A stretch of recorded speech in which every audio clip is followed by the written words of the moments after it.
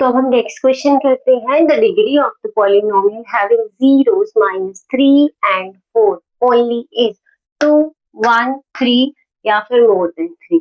तो बोला उस पॉलिनोमियल की डिग्री क्या होगी। इस क्वेश्चन में क्या बोला गया है कि उस पॉलिनोमियल की डिग्री क्या होगी जिसके जीरोस है -3 and 4। तो कितने जीरोस दिए गए हैं? 2। तो डिग्री भी क्या होगी? 2 होगी।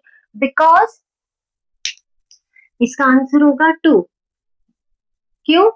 Because a polynomial a polynomial a polynomial of degree n has at most n zeros। n का मतलब समझते हो ना, अगर डिग्री 1 है तो 1 जीरो निकलेगी, 2 है तो 2, 3 है तो 3, 4 है तो 4। एट मोस्ट का मतलब क्या है? ज्यादा से ज्यादा। जैसे क्वाड्रेटिक में ज्यादा से ज्यादा आपकी 2 जीरोस हो सकती है, 1 भी हो सकती है, कोई भी नहीं हो सकती है, ठीक है। लेकिन 2 से ज्यादा नहीं होगी। कई बार ऐसे जीरोस निकल जाते हैं जो हमारे गिवन इक्वेशंस को सेटिस्फाई ही नहीं करते हैं, तो कई बार हमें उन्हें इग्नोर भी करना पड़ता है, नेग्लेक्ट भी करना पड़ता है। आप आगे पढ़ोगे इन सब चीजों के बारे में। तो अभी फिलहाल के लिए दिमाग में यही रखना कि एटमोस्ट 2 जीरो रहती है क्वाड्रेटिक की, क्यूबिक की एटमोस्ट 3 रहती है। मतलब ज्यादा से ज्यादा क्वाड्रेटिक की 2 हो सकती है, 3 नहीं हो सकती है। तो 2 से कम हो सकती है, 1 हो सकती है और 0 भी हो सकती है। लेकिन 3 आपकी जीरोस नहीं आएंगी क्वाड्रेटिक की। तो इसकी 2 ही जीरो है। क्यों? A polynomial of degree n has at most n zeros. अगर 2 जीरोस है, देखो इसको उल्टा करके सोच लो, अगर n जीरो है तो n डिग्री होगी। Got it? अगर n जीरोस आ रहे हैं तो आपकी डिग्री कितनी रहेगी?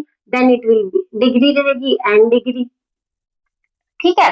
और अगर 3 जीरोस है तो डिग्री क्या रहेगी? Degree will be 3।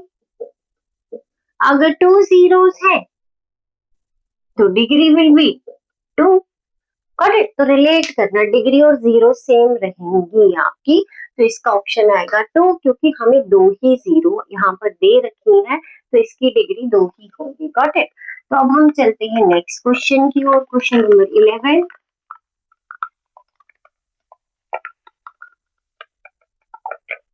तो क्वेश्चन नंबर 11 में क्या बोला गया है? सोल्यूशन 11। इस टाइप का क्वेश्चन हमने एडिशनल क्वेश्चंस में भी कर रखे हैं। तो बच्चा उनके भी एमसीक्यूज बना के आपको डाल सकते हैं। तो आपने ध्यान से पढ़ना है, कॉन्सेप्ट क्लैरिटी से पढ़ना है। तो if alpha and beta are the zeros of a polynomial, ये पॉलिनोमियल दे रखी है, पॉलिनोमियल को नाम क्या दिया गया है? एफ। एफ जो है पॉलिनोमियल इन एक्स है, तो P x square minus 2x plus 3p ये पॉलिनोमियल है। एंड आपका जो अल्फा प्लस बीटा है वो किसके इक्वल है? Alpha into beta. अगेन शक्लें देखो भाई, आपको दिख क्या रहा है? सम दिख रहा है। ये क्या है? सम है। और ये क्या है? आपका प्रोडक्ट है। तो आधा तो क्वेश्चन ही सॉल्व हो गया। सम मतलब minus B over A, product मतलब C over A. Then P is, P निकालना है तो ये वाला रिलेशन लगा के आप पी आराम से निकाल सकते हो। तो गिवन पॉलिनोमियल क्या दे रखा है आपको? गिवन पॉलिनोमियल आपको दे रखा है एफ। एफ जो है पॉलिनोमियल है in x p x square minus 2x plus 3p, आपको ये दे रखा है, ठीक है। एंड और क्या दे रखा है गिवन में? आपको दे रखा है अल्फा प्लस बीटा जो है अल्फा इंटू बीटा, ये सम है, ये प्रोडक्ट है। It is minus B over A, it is C over A. आप एक को चाहे यहाँ पर भी कैंसिल कर दो। Got it? तो माइनस बी का मतलब क्या है? ये माइनस यहाँ पर भी है, बार बार बोलती हूँ होल्ड करके रखो इसे। और माइनस यहाँ पर भी है, -2 आ गया यहाँ पर। Got it? यहाँ पर क्या बचा? सी। तो सी क्या है आपके पास? 3p। Got it?